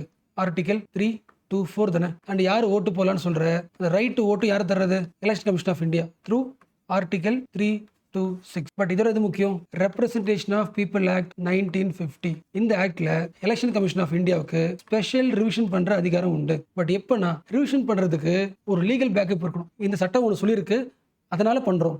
ஒரு லீகல் பேக்கப் இருக்கணும். இல்லைனா ப்ரொபோர்ஷனாலிட்டி வேலிட் ஆக்கணும். மீனிங் புரிஞ்சா? எல்லா மக்களோட ஐடியை வெரிஃபை பண்றோம்னா அந்த அளவுக்கு இம்பார்ட்டன்ஸ் என்ன யோசிக்க முடியுதா? இது எல்லாத்த விட நீங்க பண்ற ப்ராசஸ் இருக்குல்ல, அந்த ப்ராசஸ் வந்து சிட்டிசன் ரெஸ்பெக்ட் பண்ணுமா? பண்றது கிடையாது. ஃபார் எக்ஸாம்பிள், ஒரு சிட்டிசனோட ஆதார் கார்டை மதிக்கிறது இல்லை, டிரைவிங் லைசன்ஸ் இல்லை, ஆல்ரெடி வாங்கின ஓட்டர் ஐடி இது எதையும் மதிக்காதனால இந்த ஸ்பெஷல் ரிவிஷன் ப்ராசஸ் வந்து டெமோக்ராட்டிக்கா இல்லைன்னு சொல்லலாம். நெக்ஸ்ட் என்ன ஆகுது, இந்த இஷ்யூ சுப்ரீம் கோர்ட்டுக்கு போகுது. சுப்ரீம் கோர்ட் என்ன சொல்லுது, இந்தியன் டெமோக்ரஸியோட கோர் பில்லர் இது ஃபேர் எலெக்ஷன் தானே. அந்த எலெக்ஷன் ப்ராசஸ் எல்லா மக்களையும் ஈக்குவாலிட்டியா உருவாக்கணும். ஈக்குவாலிட்டி எப்போ வரும், election commission of India voter லிஸ்ட்டை ரிவிஷன் பண்ணும்போது it must be open, transparent, reasonable and non discriminatory. யோசிக்க முடியுதுல, இந்த ஆகஸ்ட் 1 ரிலீஸ் பண்ண போற ஒரு லிஸ்ட் இருக்குல்ல, கண்டிப்பா லட்சக்கணக்கான மக்களோட பேர் எல்லாம் மிஸ் ஆகலாம். என்ன ரீசன், பேசிக் ஐடியா அவங்க ஆட் பண்ணல. தேர்ஃபோர் இந்த ஸ்பெஷல் ரிவிஷனால அதிகமாக பாதிக்கப்பட போறது யாரு, மார்ஜினல் பீப்புள். யோசிக்க முடியுதா, ஆர்டிகல் 14 லிங்க் பண்ண முடியுதா, நான் பார்த்துருக்கோம் ஞாபகம் இருக்கா. ஆர்டிகல் 14 எல்லாரும் ஈக்குவலா பார்க்கலாம். ஆர்டிகல் 14 என்ன சொல்லுது, ஆர்டிகல் 14 என்ன சொல்லுது, எல்லாரும் ஈக்குவலா பார்க்கணும் சொல்லுது. அட் தி சேம் டைம் சில டைம்ல ஆர்டிகல் 14 என்ன சொல்லுது, எல்லாரும் ஈக்குவலா பார்க்கணும், அது ஒன்று. அட் தி சேம் டைம் சில நேரங்களில் மக்களை டிஃப்ரெண்டா பார்க்கலாம். ஃபார் எக்ஸாம்பிள் இப்போ பார்த்தோம்ல, 2003 முன்னாடி ஒரு மக்கள் இருந்தாங்கன்னா அவங்களையும் 2003க்கு அப்புறம் ஒரு மக்கள் இருந்தாங்கன்னா அவங்களுக்கு பார்க்குற டிஃப்ரென்ஸ் இருக்குல்ல. இந்த மாதிரி டிஃப்ரென்ஸ் பார்க்கலாம். பட் எப்படிப்பா இந்த மாதிரி டிஃப்ரென்ஸ் பார்க்கலாம், பட் எப்போ இந்த மாதிரி டிஃப்ரென்ஸ் பார்க்கலாம். ஆர்டிகல் 14 இருந்தும் எல்லாரும் ஈக்குவலாக பார்க்கணுன்ற சட்டம் இருந்தாலும் இந்த டிஃப்ரென்ஸ் பண்ணி பார்க்கலாம். பட் என்ன டிஃப்ரென்ஸ் பண்ணி பார்க்கலாம், பட் அதுக்கு லாஜிக்கல் ரீசனிங் இருக்கணும். ரெண்டாவது ஒரு லா பேக்கப் இருக்கணும். இது ரெண்டுமே இல்லாமல் பண்ணுறது தான் இஷ்யூவே. ஸோ சுப்ரீம் கோர்ட் எவ்வளோ தான் இந்த பாயிண்ட்ஸ்லாம் சொன்னாலும், இந்த கமெண்ட் பண்ணாலும் என்ன பண்ணல, அந்த ஸ்பெஷல் இன்டென்சிவ் ரிவிஷனை ஸ்டே பண்ணல. ஜஸ்ட் பொலைட்டா சொல்லிட்டு அந்த ஆதார் கார்டு, ஆல்ரெடி கொடுத்த ஓட்டர் ஐடி, டிரைவிங் லைசன்ஸ் இதையும் ஆட் பண்ணிக்கன்னு சொல்லி கன்சிடர் பண்ண சொல்லியிருக்கு. பட் அகைன் அக்செப்ட் பண்ணுறது யாரோட கையில் இருக்கு, election commission of India. So இந்த டைமில் நம்ம ஒரு விஷயத்தை நான் வச்சுக்கணும். இப்போ இருக்கிறது 2025, ஆல்மோஸ்ட் எல்லாரையும் டாக்குமெண்ட் பண்ண முடியும். பட் 1950ல் இவ்வளோ பாப்புலேஷன் இருக்கிற ஒரு கண்ட்ரியை எலெக்ஷன் கமிஷன் ஆஃப் இந்தியா என்ன பண்ணிருக்கு, ஓட்டர் லிஸ்ட் எடுத்து முதல் முறையா எலெக்ஷன் கனெக்ட் பண்ணிச்சுல. அந்த டைம்ல எலெக்ஷன் கமிஷன் ஆஃப் இந்தியாவோட ப்ராசஸ் எப்படி இருந்துச்சு, நீங்க ஆஃபீஸ்க்கு வரணும், உங்க ஐடியா பார்ப்பேன், ஒருவேளை தப்பா இருந்துச்சுன்னா யூ ஆர் ரிஜெக்டட். அந்த மெத்தட் கிடையாது. வீடா போயிட்டு யாரெல்லாம் ஆட் பண்ணு சொல்லி ஆட் பண்ணிட்டு வந்தாங்க. எலெக்ஷன் கமிஷன் ஆஃப் இந்தியா முடிஞ்ச அளவுக்கு எல்லாரும் இன்க்ளூட் பண்ணு சொல்லிட்டு ஒவ்வொரு வில்லேஜுக்காக போயிட்டு இருந்தாங்களே. அந்த ப்ராசஸ்ல இருந்து யோசிக்க முடியுதா, எல்லார் வீட்டுக்கும் போயிட்டு நீங்களும் ஓட்டு போடலாம்னு சொல்லிட்டு யூ பிலாங் ஐடியால இருந்து இப்போ எங்க வந்துட்டாங்க, யாரெல்லாம் இந்த ஓட்டர் ஐடியில் வர மாட்டாங்க, இந்த லிஸ்ட் தான் மட்டும் தான் அக்செப்ட் பண்ணுவோம், ஆஃபீஸுக்கு வந்து வெரிஃபை பண்ணிட்டு போங்க, இந்த இடத்துக்கு வந்துருச்சு. யார் சொல்றா, எப்படி கன்க்ளூட் பண்ணலாம், யார் ஓட்டு போடலாம்னு முடிவு பண்றது. அப்புறம் there should be procedural fairness, procedure சரியா இருக்கணும். ஃபேர்னஸ் மீன்ஸ் நான் டிஸ்கிரிமினேட்டரியா இருக்கணும். பட் பீகாரோட ஸ்பெஷல் இன்டென்சிவ் ரிவிஷன் டிஸ்ப்ரொபோர்ஷனேட்டா இருக்கு. அதாவது it will give more burden to marginal people, poor people. ஓகேல, so this is the core point of this article. Almost எல்லாத்தையும் பார்த்தாச்சு. கண்டிப்பா இதை லைன் பை லைன் படிக்கணும் அவசியம் கிடையாது. ஜஸ்ட் லைக் ஒரு இஷ்யூ தான். ஸோ இந்த ஆர்டிகல் இருந்து நீ தெரிஞ்சுக்க வேண்டிய பாயிண்ட் நானும் சொல்லிட்டேன். இந்த ஆர்டிகல் இருந்து நீங்க தெரிஞ்சுக்க வேண்டிய பாயிண்ட்ஸ் நானும் சொல்லிட்டேன். அண்ட் ஆல்சோ உங்க ஹேண்ட் அவுட்லயும் ஷார்ட் சம்மரி கொடுத்துருக்கேன். அதை பார்த்தாலே போதுமானது.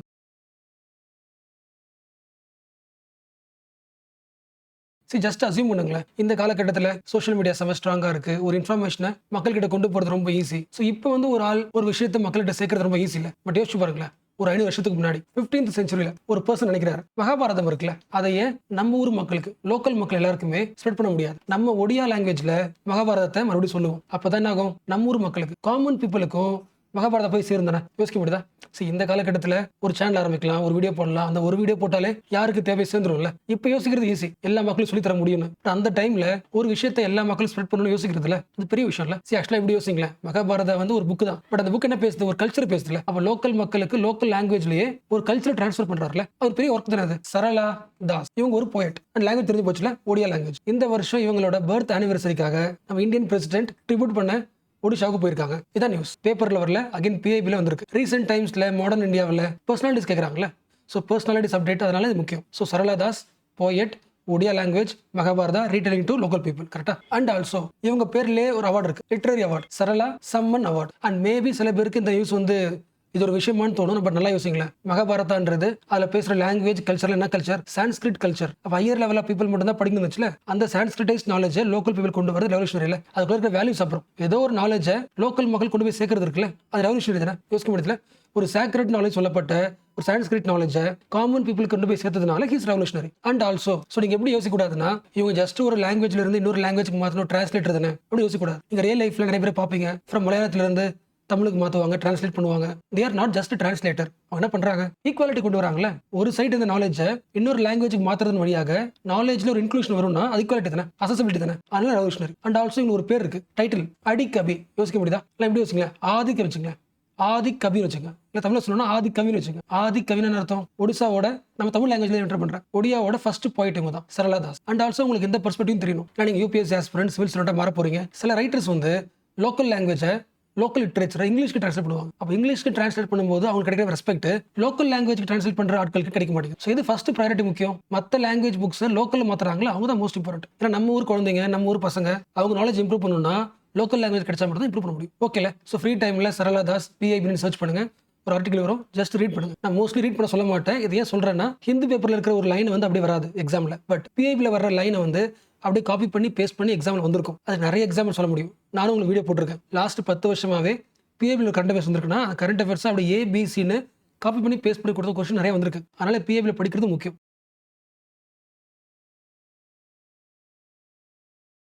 ஜஸ்ட் அசியூம் பண்ணுங்களேன், நான் ஒரு சின்னதாக ஒரு கம்பெனி ஆரம்பிக்கிறேன், எனக்கு கொஞ்சம் ப்ராஃபிட்டும் வருது. பட் என்னோட கம்பெனியோட எலக்ட்ரிசிட்டி பில் கட்டியே மோஸ்ட் ஆஃப் தி காசு போயிடுதுன்னா என்னால் கம்பெனியை ரன் பண்ண முடியுமா? லிங்க் பண்ண முடியுதா? இது யாருக்கான ப்ராப்ளம்? எம்எஸ்எம்இஸ் தானே, micro small medium enterprises. So ஒரு பிக் கார்பரேட்ஸ்னால எலக்ட்ரிசிட்டி பில் கட்டுறது ஈஸி. பட் நிறைய ஸ்டார்ட் அப்ஸ் வருது, சின்ன சின்ன கம்பெனிஸாக இருப்பாங்க, ஒரு சின்ன இண்டஸ்ட்ரி வச்சிருப்பாங்க. அந்த இண்டஸ்ட்ரிக்குள்ள இருக்க மிஷின்ஸ் என்ன பண்ணுது? மோஸ்ட் ஆஃப் எலக்ட்ரிசிட்டியை சக் பண்ணிக்குது. அண்ட் இந்த காலகட்டத்தில் எலக்ட்ரிசிட்டி பில் எப்படி இருக்கு? ரொம்ப காசு அதிகமாக இருக்கு. அப்போ எவ்வளோதான் நல்ல பிசினஸாக இருந்தாலும் எலக்ட்ரிசிட்டி பில் அதிகமாக இருக்கிறதுனால மோஸ்ட் ஆஃப் தி எம்எஸ்எம்இஸ்னால ப்ராஃபிட்டை சேவ் பண்ண முடியல. அதுக்கு என்ன பண்ணலாம்? கவர்மெண்ட் ஒரு பிளான் சொல்லுது. எல்லா என்டர்பிரைசஸும் மைக்ரோ ஸ்மால் மீடியம் என்டர்பிரைசஸ் உங்க இண்டஸ்ட்ரியில் இருக்க டெக்னாலஜி இருக்குல்ல, டெக்னாலஜி ரொம்ப பழசா இருக்கு. இப்போ ரீசெண்ட் டைம்ஸ்ல நிறைய டெக்னாலஜி எலக்ட்ரிசிட்டியை எஃபிஷியன்ட்டா யூஸ் பண்ற டெக்னாலஜி வந்துருச்சு. ஸோ அந்த டெக்னாலஜியில் உங்க இண்டஸ்ட்ரி அப்கிரேட் பண்ணுங்க. ஸோ நியூ டெக்னாலஜி வாங்கி உங்க இண்டஸ்ட்ரியில் யூஸ் பண்ணீங்கன்னா எலக்ட்ரிசிட்டி கன்சப்ஷன் கொஞ்சம் குறையும். அண்ட் இன்னொரு முக்கியமான பாயிண்ட், கண்டிப்பா எல்லா சின்ன சின்ன இண்டஸ்ட்ரீஸ்க்கும் உடனடியாக டெக்னாலஜி அப்கிரேட் பண்ண முடியாது, காசு அதிகமாகும்.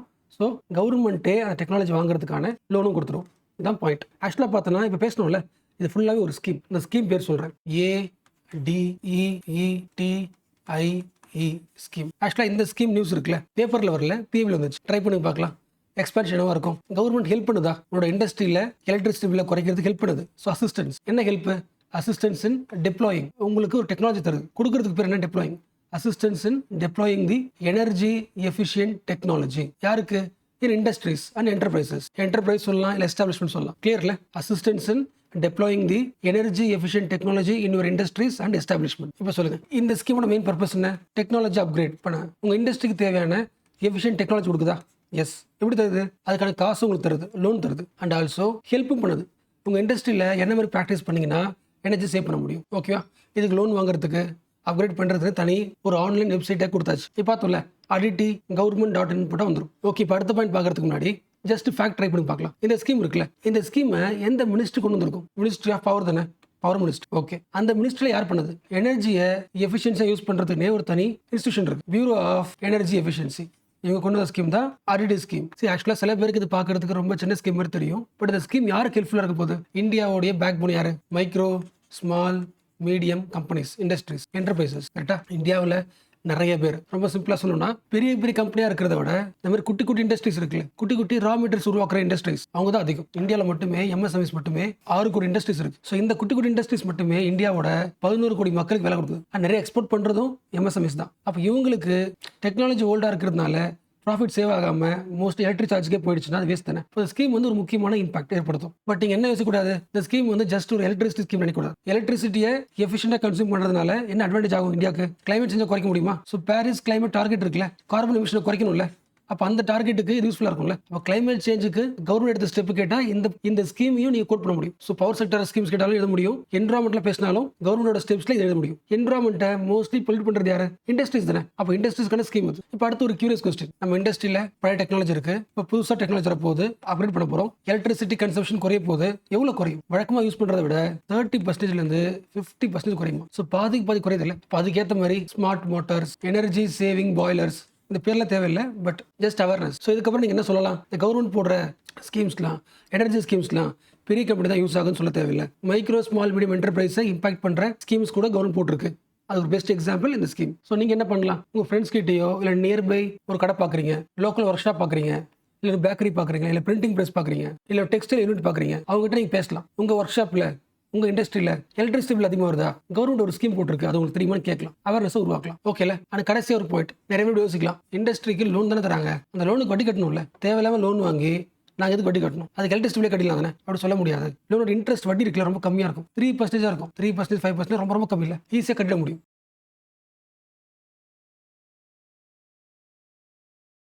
அமெரிக்கா ஒரு நியூ லாவை ரெடி பண்ணிட்டு இருக்கு. கண்டிப்பா இந்த நியூஸ் உங்களுக்கு கேள்விப்பட்டிருப்பீங்க. பட் மை ரெஸ்பான்சிபிலிட்டி ஷார்ட்டா சொல்றேன். இந்த லா பேர் என்ன? Russian sanction act 2025. இன்னும் லாவா வரல, பில்லா உருவாக்கிட்டாங்க, இன்னும் ஆக்டா மாத்த போறாங்க. இந்த பேர்ல போட்டுருக்குல, ரஷ்யா என்ன பண்ணிட்டு இருக்கு, உக்ரைன் கூட வார் போட்டுட்டு இருக்கு. அப்ப இத்தனை மாசமா ஒரு கண்ட்ரி வார் போயிட்டு இருக்குன்னா அதுக்கு மெயின் ரீசன் என்ன? மணி தானே, எக்கனாமி தானே. ரஷ்யா கிட்ட பேசி பார்த்தாச்சு, வாரம் நிறுத்த மாட்டேங்குது. ஸோ ஒரே வழி ரஷ்யா மேல தடை போட்டுடலாம், ரஷ்யா மேல சாங்ஷன் போட்டுடலாம். ஸோ இதுக்கப்புறம் ரஷ்யா கிட்ட யாருமே ஆயில் வாங்கக்கூடாது. அப்படி யாரெல்லாம் ஆயில் வாங்குறீங்களோ அந்த கண்ட்ரி மேல 500% இம்போர்ட் டியூட்டி போட்டுருவோம். லிங்க் பண்ண முடியுதா? ரஷ்யா கிட்ட இருந்து யாரெல்லாம் ஆயில் வாங்குறா? India, China, Brazil. So what is the conclusion? எந்த கண்ட்ரியுமே ரஷ்யா கிட்ட இருந்து பொருள் வாங்கக்கூடாது. நீங்க ட்ரேட் பண்றதால தான் ரஷ்யாவுக்கு காசு வருது. அந்த காசை வச்சு தான் உக்ரைன்ல சண்டை போட்டுருக்காங்க. ஒருவேளை நாங்கள் சொன்னதுக்கு அப்புறம் கூட வாங்குறீங்கன்னா, இந்தியாவில இருந்து ஏதாவது பொருள் யூஎஸ்ஏக்கு போகுதுன்னா, ட்ரேட் பண்றீங்கன்னா அந்த எல்லா பொருளுக்கும் 500% டியூட்டி. ஸோ இதான் அந்த பில். இந்தியா என்ன ரெஸ்பாண்ட் பண்ணிருக்குன்னா யூஎஸ்ஏ கிட்ட, இது தப்பான விஷயம், நீங்க டபுள் ஸ்டாண்டர்ட் ஃபாலோ பண்றீங்க. நீங்களே ரஷ்யா கிட்ட இருந்து ஆயில் வாங்கிருக்கீங்க. அண்ட் ஆல்சோ இதே மாதிரி தான் ஈரான் மேல சாங்ஷன் போட்டீங்க. ஈரான் கிட்ட இருந்து யாரும் ஆயில் வாங்க கூட சொல்லியிருந்தீங்க. பட் நீங்க என்ன பண்ணீங்க? ஆயில் வாங்குனீங்க. ஸோ உங்களுக்கு தேவைன்னா ஒன்று பண்றீங்க, ஸோ உங்களுக்கு தேவைன்னா ஒன்று வாங்குறீங்க. அதே மாதிரி எங்களுக்கு தேவைன்னா ஏன் வாங்கக்கூடாது? ஆனால் இந்தியா தெளிவாக சொல்லிடுச்சு, ரஷ்யா கிட்ட இருந்து இந்தியா ஆயில் வாங்குற மெயின் பர்பஸ் வந்து பொலிட்டிக்கல் கிடையாது, எக்கனாமிக்கல். ஒரு கண்ட்ரி என்ன பண்ணும்? மார்க்கெட்ல விலையை பார்க்கும். எந்த கண்ட்ரில ஆயில் சீப்பா இருக்கோ அதை வாங்குறது அந்த கண்ட்ரியோட கடமை, அந்த மக்களுக்கு அதான் சேஃபஸ்ட். ஸோ ரஷ்யா மட்டும் கிடையாது, உலகம் முழுக்க ஒரு 40 கண்ட்ரி கிட்ட இருந்து இந்தியா ஆயில் வாங்குது. எதை பேஸ் பண்ணி? மார்க்கெட் பேஸ் பண்ணி, தவிர பொலிட்டிக்கல் பேஸ் பண்ணி கிடையாது. ஒருவேளை நாளைக்கு ரஷ்யா கிட்ட இருந்து ஆயில் வாங்கலைன்னா ஆயில் டிமாண்ட் அதிகமாகிடும், இந்தியாவில் பிரைஸ் அதிகமாகும். அது எப்படி குளோபலில் தான் இம்பாக்ட் பண்ணும். ஸோ யூஎஸ்ஏக்கும் இந்தியாவுக்கும் ஒரு டென்ஷன் உருவாகுது, கரெக்டா? பட் பிரைமரி கிடையாது, செகண்டரி தான். யூஎஸோட எய்ம் வந்து ரஷ்யா காரணம் பண்றது தான். பட் ரஷ்யா கூட நாம இருக்கிறதுனால நம்ம பேரும் வருது. அண்ட் இந்த வார்த்தை பார்த்துருப்பீங்க நியூஸ்ல, ஸ்லாம் பேக் சாங்ஷன். ரஷ்யா மேல சாங்ஷன் போட்டிருக்கோம், அந்த சாங்ஷனை இந்தியா மதிக்கலனா இந்தியா மேல சாங்ஷன். இதான news. So July 18 front page தானே, Russian oil India calls out double standard. So almost எல்லா கீவேர்டும் படிச்சாச்சு. ஸோ நெக்ஸ்ட் நியூஸ் போலாம். அண்ட் கண்டிப்பா அந்த பாட்டம் நியூஸ் இருக்குல்ல, இந்த பாட்டம் நியூஸ் கண்டிப்பா எல்லாரும் படிச்சிருப்பீங்க. ரொம்ப ஈஸியான நியூஸ் தான், பட் மை ரெஸ்பான்சிபிலிட்டி அகைன் சொல்றேன். இந்த வார்த்தை கேள்விப்பட்டிருக்கீங்களா? ஸ்வச் சர்வேக்ஷன் கேள்விப்பட்டிருக்கீங்க தானே? எஸ், கவர்மெண்ட் சார்பாக ஒரு சர்வே எடுக்கப்படுகிறது. சர்வேயோட எய்ம் என்ன? இந்தியா முழுக்க எல்லா இடத்துக்கும் போயிட்டு அந்த டவுன் இல்ல சிட்டி எவ்வளவு கிளீனா இருக்கு அதை பேஸ் பண்ணி ரேங்க் பண்ணலாம். ரேங்க் பண்ணி அவார்டு தரலாம். அப்படி ரேங்க் பண்ணும்போது அந்த ஹெட்டிங் படிச்சிருப்பீங்களா? Ahmedabad sparkles as the cleanest big city in India. பெரிய சிட்டில கிளீனஸ்ட் சிட்டி எதுனா அகமதாபாத். பெரிய சிட்டினா பொறுத்தல நிறைய பாப்புலேஷன், அதாவது மில்லியன் பிளஸ். அப்படின்னு அர்த்தம் 10 லட்சத்துக்கு மேல மக்கள் வாடுறாங்க. 10 லட்சத்துக்கு மேல மக்கள் வாடுறாங்க அப்படின்னு அர்த்தம் அந்த சிட்டியோட பாப்புலேஷன் 10 lakhs மேல இருக்கு. ஸோ பெரிய சிட்டி, பிக் சிட்டி. அந்த பிக் சிட்டி லிஸ்ட்ல ஃபர்ஸ்ட் இருக்குது யாரு? அகமதாபாத். இந்த ஸ்டேட் ஆஸ் யூஷுவல் குஜராத். ரெண்டாவது போபால் தெரியும்ல, Madhya Pradesh. And third place Lucknow, UP. So பெரிய சிட்டில 10 லட்சம் மக்கள் தொகை மேல இருக்கிற சிட்டில cleaner cities 1 2 3 Ahmedabad, Bhopal, Lucknow. So எப்படி வந்து பிக் சிட்டி சர்வே பண்ணாங்களோ அப்படி ஆப்போசிட்டா இந்த தடவை ஸ்வச் ஷஹர், விச் மீன்ஸ் எந்த ஸ்மால் சிட்டிஸ் புதுசா ஒரு ஓன சிட்டி இருக்குல்ல, நியூ அண்ட் ஸ்மால் சிட்டிஸ், அந்த ஸ்மால் சிட்டிஸ்ல எது கிளீன் சிட்டியா இருக்கு? Swachh Shahar, clean city. So சிம்பிளா வச்சுக்கலாம், 10 lakh மேல பிக் சிட்டி, அது கீழே வந்து 3 to 10, 50,000 இருந்து 3 லட்சம் மக்கள் தொகை, 20,000 to 50,000, less than 20,000 people. இத்தனை கேட்டகரியில அவங்க கொடுத்துருக்காங்க, ஜென்ரலா தரல, கரெக்டா? அப்ப என்ன பண்ணிருக்காங்க? 20,000 பாப்புலேஷன் இருந்தாலும் அது ஒரு தனி கேட்டகரி எடுத்து ரேங்க் போட்டிருக்காங்க. ஃபார் எக்ஸாம்பிள் இதுல வந்து யூபில இருக்கிற ஷாகஞ்ச், 20K வந்து பனாஜி, கோவா. அண்ட் இது கூடவே as usual special mention, special Ganga town. Ganga நதி நிறைய இடத்துக்கு போகுது, அந்த இடத்துல கங்கா நதி எல்லா ஊருக்கும் போகுது. எந்த ஊர்ல கிளீனா இருக்கு? Special the best Ganga town, Prayagraj. So almost 4,500 சிட்டிஸை கிரவுண்ட் லெவல்ல செக் பண்ணி கொடுத்து அவார்டு அது. ஸோ ஓகேல. அண்ட் ஜூலை 18 இன்னொரு முக்கியமான நியூஸ், பேஜ் நம்பர் 4 இந்த பாட்டம் இருக்குல்ல, right side, Akash prime successfully tested. அந்த கீவேர்டு முக்கியம்.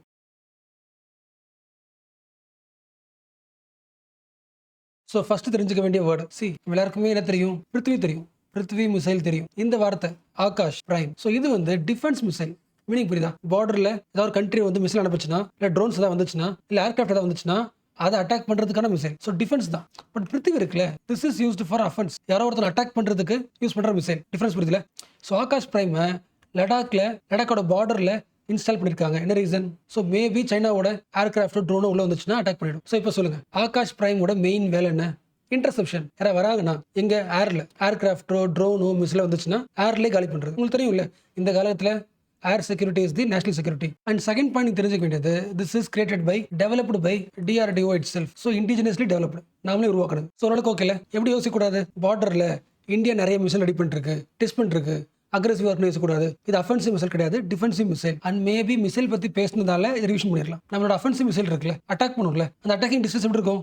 ஷார்ட்டாகவும் இருக்கும், லாங்காக இருக்கும்ல. ஷார்ட் ரேஞ்சு நம்ம எதை யூஸ் பண்றோம்? பிருத்வி யூஸ் பண்றோம். லாங் ரேஞ்சுக்கு அக்னி யூஸ் பண்றோம். ஸோ ஷார்ட் ரேஞ்சுக்கும் இருக்கு, லாங் ரேஞ்சுக்கும் நம்ம கிட்ட இருக்கு. அண்ட் மேபி இந்த பாயிண்ட்டும் கன்சிடர் பண்ணலாம். இது பார்டர், மேல ஒரு ஏர்கிராஃப்ட் வருது, ஆகாஷ் என்ன பண்ணும்? அட்டாக் பண்ணுமா? ஸோ கிரவுண்ட் டு ஏர் சொல்லலாமா? கிரவுண்ட் டு ஏர் மிசைல் சொல்லலாமா? டிஃபென்ஸ் சிஸ்டம் சொல்லலாமா? பட் இப்போ பார்த்தோம்ல, அக்னி, பிருத்வி, அவன் என்ன பண்ணுவான்? லேண்ட்ல இருந்து லான்ச் பண்ணி இன்னொரு பகுதிக்கு லேண்ட்ல போய் அட்டாக் பண்ணும். ஸோ கிரவுண்ட் டு கிரவுண்ட், இல்லைனா surface to surface. Akash surface to air link பண்ண முடியல. எஸ். ஸோ அடுத்த பாயிண்ட் வந்து பிஐபியில் ஒரு கீவேர்டு பார்த்தேன். அந்த கீவேர்டு மட்டும் முக்கியம், அதை மட்டும் மென்ஷன் பண்றேன்.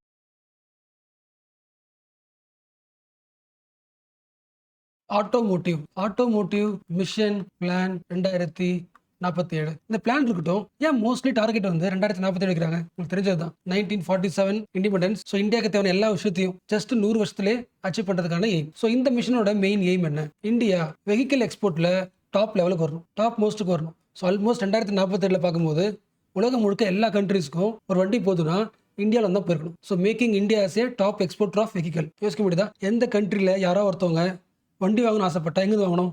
இந்தியாவுக்கு வாங்கணும்னா இந்தியா எப்படி இருக்கணும்? ஃபர்ஸ்ட் இன்னோவேட்டிவாக இருக்கணும்ல. அதோட பிளானே தான். வெஹிக்கல்ஸில் இன்னோவேஷன் உருவாக்கு. Green vehicles, electrical vehicles, hydrogen. யோசிக்க முடியுதா? எக்ஸ்போர்ட் அதிகமாக பண்ணணும்னா கண்டிப்பாக க்ளீன் எனர்ஜி கோலை அச்சீவ் பண்ணியாகணுமா? ஸோ அது ஒன்று. அண்ட் ஆல்சோ இந்தியா முழுக்க நிறைய சார்ஜிங் ஸ்டேஷனை உருவாக்கணும். இதில் அடுத்த பாயிண்ட்ஸ். ஸோ இப்போ சொல்லுங்க, இந்த பிளானை கொண்டு வந்த மினிஸ்ட்ரி யாராக இருக்கும்? எந்த ministry? Ministry of heavy industries. சரி, நீங்கள் கண்டினியூஸாக பிஏவி பார்த்துட்டே இருந்தாலே ஆட்டோமேட்டிக்காக ஒரு ஸ்கீம் வந்துச்சுன்னா எந்த மினிஸ்ட்ரின்றது ஆட்டோமேட்டிக்காக உங்களுக்கு தெரியும். So what is the plan? India should become the global automotive leader. அதானே? எஸ்.